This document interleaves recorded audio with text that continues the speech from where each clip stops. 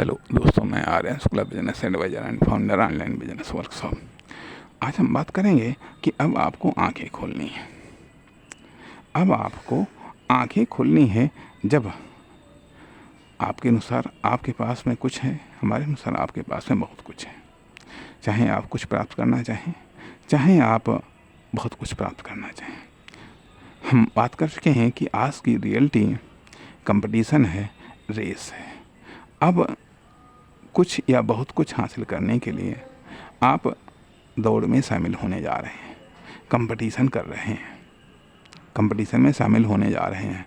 तो अब आपको आँख खोलनी है। अब आपको अपनी आँखें खोलनी है। कौन सी आँखें खोलनी है और उन आँखों के द्वारा आपको क्या देखना है? आपको वो आँखें खोलनी है जो संभावनाएं और बाधाओं को देख सके। संभावनाएं और बाधाओं को देखने में जो सक्षम हैं, उन आँखों को खोलना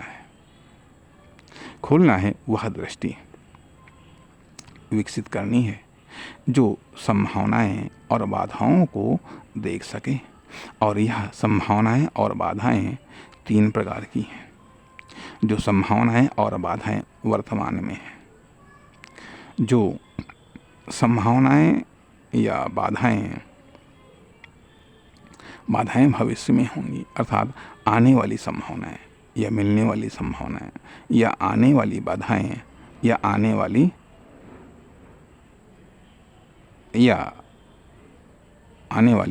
बाधाएं या मिलने वाली बाधाएं, ये चीज़ें, तथा जो वर्तमान में है संभावनाएं या बाधाएं वो।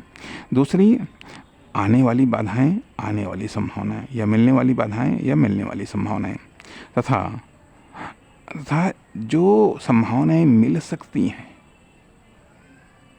जो संभावनाएं आ सकती हैं, जो बाधाएं मिल सकती हैं, जो बाधाएं आ सकती हैं, मिल सकती हैं, बाधाएं आ सकती हैं, उनको भी देखने वाली आंखें आपको खोलनी है। तथा अतीत या अतीत में कौन सी संभावनाएं थीं, कौन सी बाधाएं थीं, या पीछे से कौन सी बाधाएं या संभावनाएं आ सकती हैं, उनको भी देखने वाली आंखें आपको खोलनी है, ताकि आप संभावनाओं को आप कैच कर सकें, पकड़ सकें, बाधाओं से आप बच सकें। अन्यथा यदि बाधाओं में आप उलझ गए, रेस कैसे जीतेंगे, कंपटीशन कैसे जीतेंगे? और यदि संभावनाओं को आप छोड़ देंगे तो आप दूसरों से बेहतर कैसे आप मंजिल को हासिल करेंगे? यदि आप संभावनाओं को, या दूसरों से बेहतर आप कैसे हो पाएंगे यदि आप संभावनाओं को छोड़ते चले जाएंगे? इसलिए अब उन आँखों को खोलना है जो संभावनाएं देख सकें और बाधाएं देख सकें, न केवल वर्तमान की बल्कि भविष्य की, बल्कि आने वाली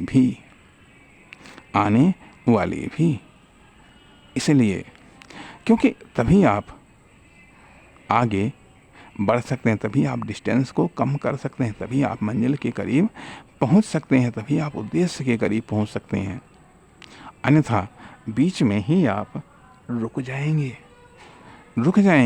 क्योंकि रास्ते में जो आप लेकर के साधन या संसाधन चलेंगे, जरूरी नहीं कि वो मंजिल तक पहुंचा दें। यदि लंबा सफ़र है तो रास्ते में वो ख़त्म हो जाएंगे।